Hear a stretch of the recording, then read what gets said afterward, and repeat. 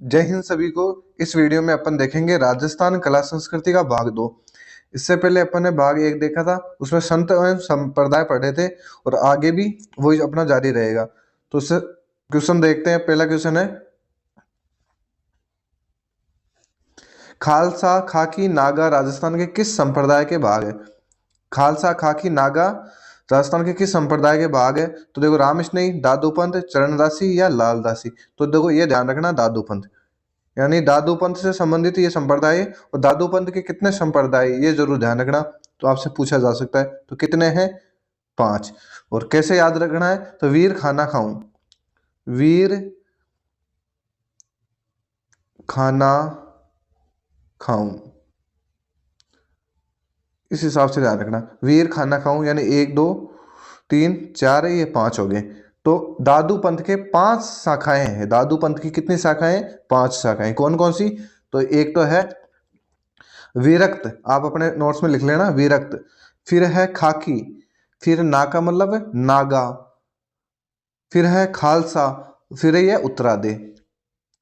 अब आपसे अलग अलग तरीके से भी पूछा जा सकता है। तो यहाँ पूछा है ना कि खालसा खाकी नागा 3 दे दी, आपको ऐसे भी दे सकता था कि उत्तरादे राजस्थान के किस संप्रदाय के भाग का है या किसकी शाखा है? तो वो दादू पंथ की। दादू पंथ की कितनी शाखाएं हैं, ये भी क्वेश्चन पूछा जा सकता है। तो इस हिसाब से ध्यान रखना। और ट्रिक है अपनी, वीर खाना खाऊं।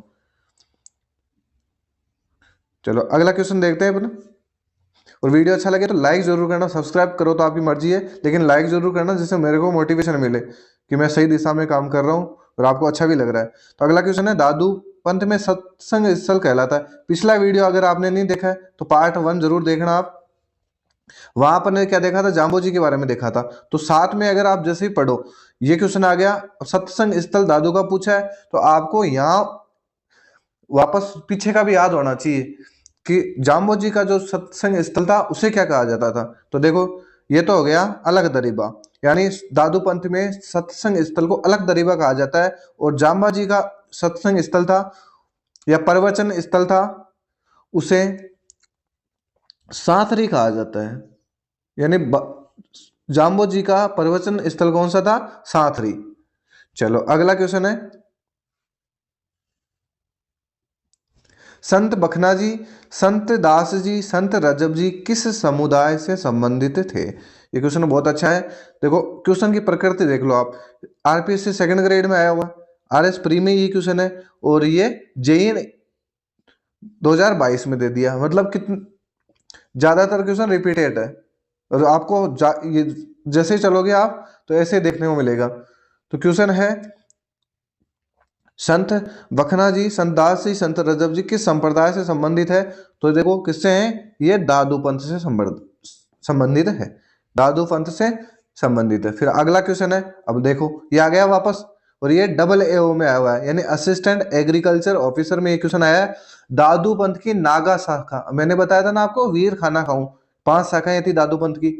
तो ये नागा शाखा किससे संबंधित है, ये किसके द्वारा?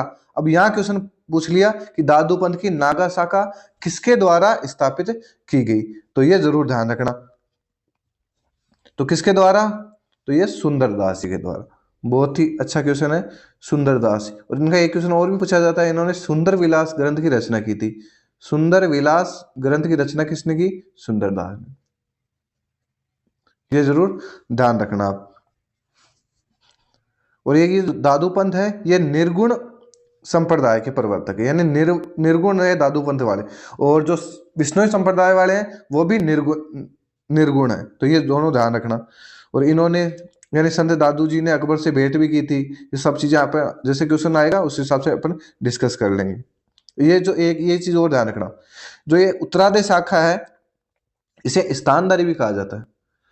जो ये उत्तरादय अपन ने देखी थी ना, उत्तरादय शाखा, इसे स्थानधारी भी कहा जाता है।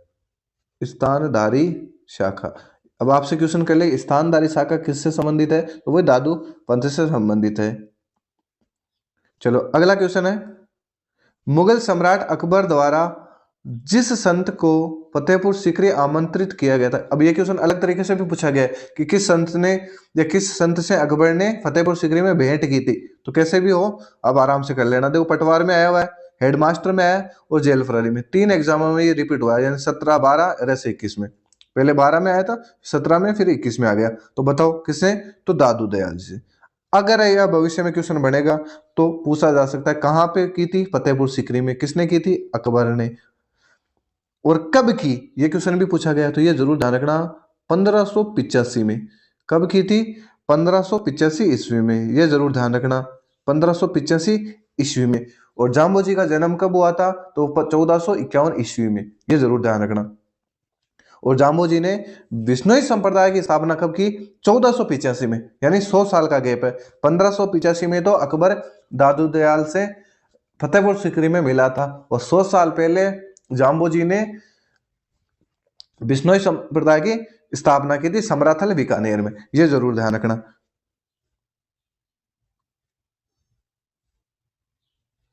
फिर अगला क्वेश्चन, दादू पंथ की प्रमुख पीठ स्थित है। दादू पंथ की प्रमुख पीठ स्थित है, तो यह आपको बतानी है आमेर में, नरेना में, मंडोर में या करौली में। तो आप आराम से बता सकते हो इसे, कोई दिक्कत नहीं है इसमें। तो देखो, दादू पंथ की प्रमुख पीठ, दादू पंथ की प्रमुख पीठ है नरेना में।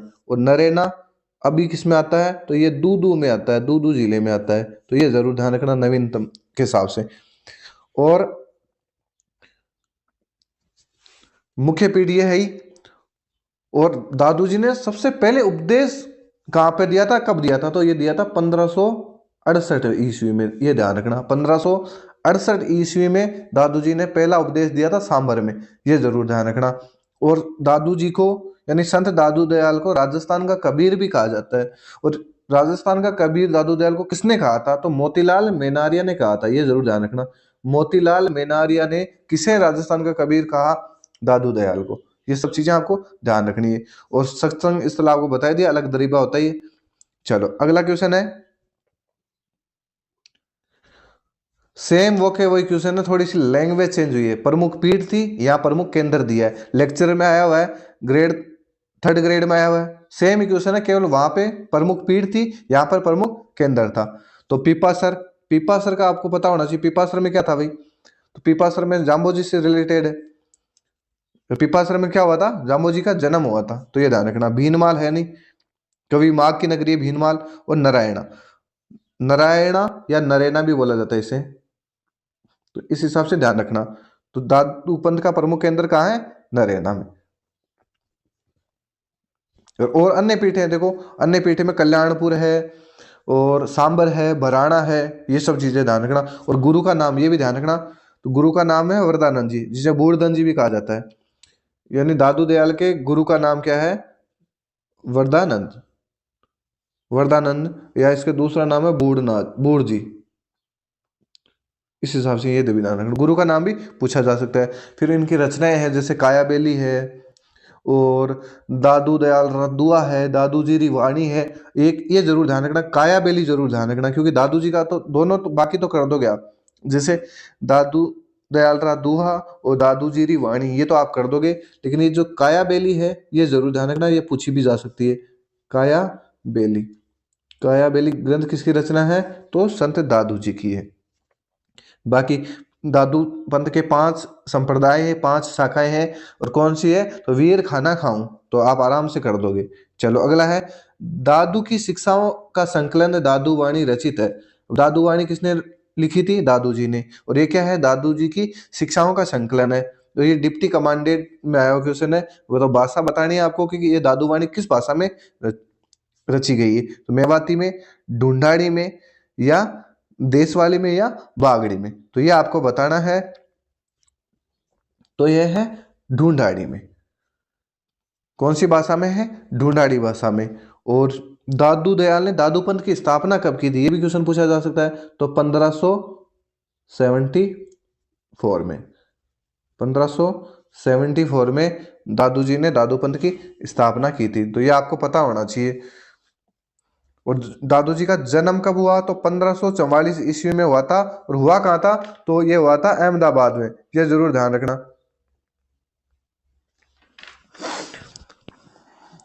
1500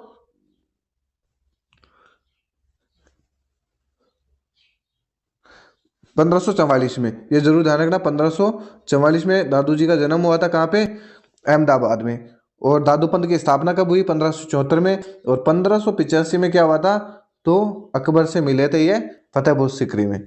तो ये आपको ध्यान रखना है। और उपदेश कब दिया सबसे पहले? तो 1568 में वो सांबर में दिया था। यानी आपसे क्वेश्चन कर ले कि दादू दयाल ने सबसे पहले उपदेश कब दिया? 1568 में। कहां पर दिया? सांबर में दिया था। ये जरूर ध्यान रखना। तो ये होगी दादू वाणी किस में लिखी गई है? ढूंढानी में। चलो अगला क्वेश्चन है, निम्नलिखित में से किसे राजस्थान के कबीर के नाम से जाना जाता है? और यह इकोनॉमिक इन्वेस्टिगेशन या इंडस्ट्री डिपार्टमेंट में क्वेश्चन आया हुआ है और आराम से कर सकते हो। तो क्वेश्चन ये पूछ लिया कि किसे कहा जाता है, तो अपन ने देखा था दादू दयाल को। किसने कहा, ये अगर क्वेश्चन पूछ ले तो वो ये मोतीलाल मेनारिया ने। तो इस हिसाब से ध्यान रखना है। चलो अगला क्वेश्चन है, अब क्वेश्चन आ गया वापस, नारायणा का जाना माना केंद्र है। अब बताओ नारायणा का जाना माना केंद्र है, नारायणा किस संप्रदाय का जाना माना केंद्र है? ऐसे भी आए। ये जूनियर इंस्ट्रक्टर में आया है, यानी कनिष्ठ अनुदेशक में आया हुआ है विष्णु संप्रदाय से, तो बिल्कुल नहीं है। विष्णु संप्रदाय तो पीपासर सम्राथल ये आए, तो ध्यान रखना। नाथ ये भी नहीं है। नाथों का मंदिर अभी यहाँ तो है नहीं, बरथरी में है। और ऐसे जोधपुर में भी मंदिर है, मान सिंह ने बनवाया था वो। दादूपंथ राम स्नेही, राम स्नेही है नहीं यहाँ पे। राम स्नेही तो वही है शाहपुरा भीलवाड़ा में। दादूपंथ बिल्कुल, दादूपंथ कहाँ है? नरेना में। ये पीछे अपन पढ़ते भी आ रहे हैं, तो ये क्वेश्चन ऐसे हो जाएगा।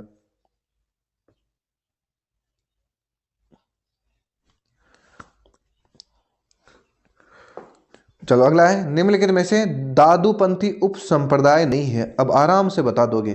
कैसे बताओगे? तो यही कनिष्ठ अनुदेशक वेल्डर में आया हुआ है। और मैंने क्या बताया था? मैंने आपको ये बताया था, वीर खाना खाऊं। अब आप आराम से बता दोगे कि दादू पंथ की खाना खाऊं या स्थानदारी, बस ये हो जाएगा बस। तो बता सकते हो वीर, वीर इसमें है क्या? नहीं, नहीं है। खाना खाना यानी खाकी है। और ना का नागा भी है, नागनी नागा है। खालसा बिल्कुल ये भी है, मतलब ये तीनों तो है। ये चंडाल नहीं है, तो इसका आंसर क्या हो जाएगा? चंडाल हो जाएगा। ऐसे क्वेश्चन पूछे जा रही है, पीछे भी अपन ने डिस्कस किया है। चलो अगला क्वेश्चन है, बालिंद जी के गुरु कौन थे? अब बताना भाई, बालिंद जी के गुरु कौन थे? दादू दयाल जी, रामचरण जी, सुंदरदास जी या मंगलाराम जी? तो ये अब आपको बताने कि बालिंद जी के गुरु कौन थे। तो देखो पहले तो अपन को ये पता होना चाहिए कि किसके थे, तो दादू दयाल के। अब आपको ये ध्यान रखना है कि क्वेश्चन आगे कैसे भी पूछा जा सकता है, अगले शिष्य का नाम भी दिया जा सकता है कि दादू जी के शिष्य कौन कौन से थे। तो देखो, एक तो अपने बालिंद जी, ये हो गया बालिंद जी। फिर है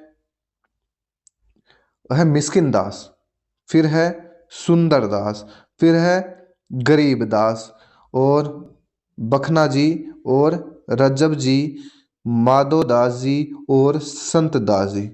तो BMS जी, BRMS आप अपने हिसाब से याद कर सकते हो। कैसे कर सकते हो? तो देखो, बालिंद जी, मिस्किन दास जी, फिर सुंदर दास जी, गरीब दास जी, और बखना जी, रजब जी, माधो दास जी और संत दास जी।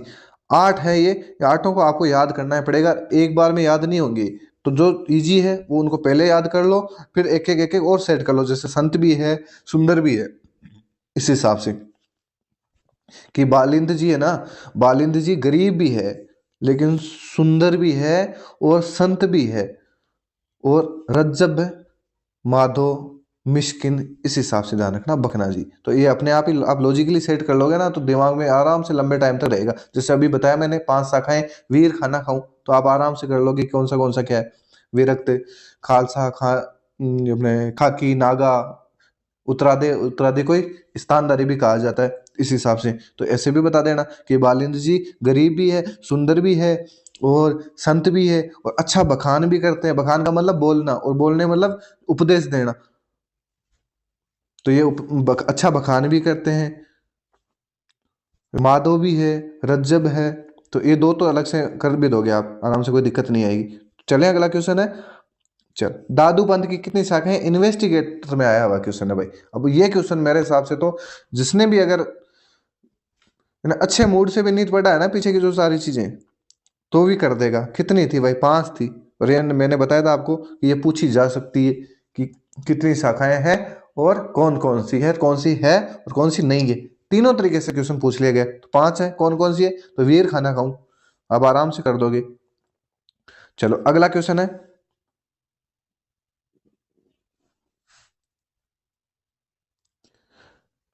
चलो अगला है, दादू पंथ में नागा उप संप्रदाय के प्रवर्तक। बताओ भाई, नागा उप संप्रदाय के प्रवर्तक ये आपको बताने हैं। तो कौन थे नागा के? तो ये क्वेश्चन पीछे भी आ सका है। तो इसका आंसर हो जाएगा सुंदरदास जी।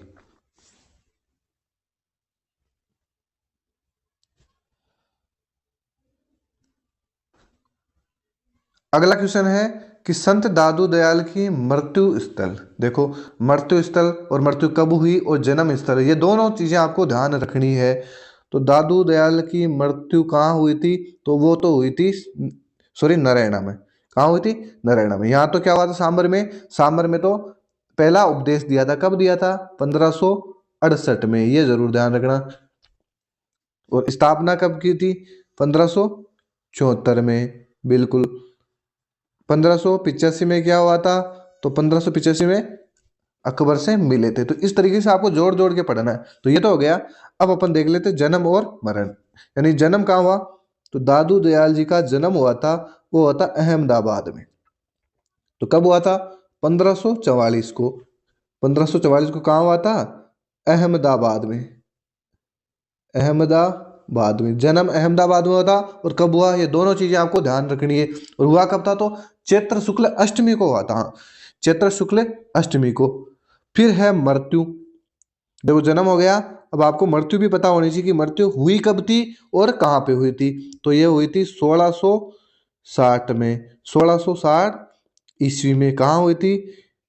नरेना में। नारायणा भी, और इसे नरेना भी बोला जाता है। और ये पहले जयपुर में था, अब दूदू में है। तो जिला तो आपको मेरे हिसाब से यहाँ पे नहीं पूछेगा, ये ध्यान रखना। अब इनकी मुख्य गद्दी कहाँ है? तो वह है बेरानी पहाड़ी पे दादू खोल।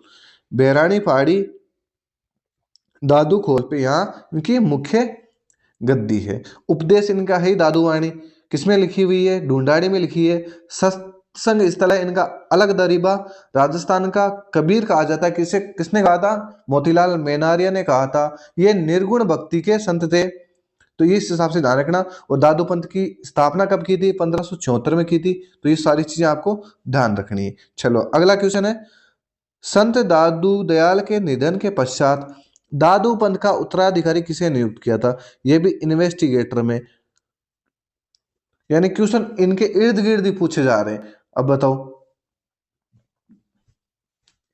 अब किसको नियुक्त किया था उत्तराधिकारी? तो अब आपको यह भी पता है कि संत कौन कौन से थे, तो बता दोगे? बालिन जी सुंदर गरीब भी थे, सज्जन वो रज्जब, क्या नाम है, सत्संग, सॉरी,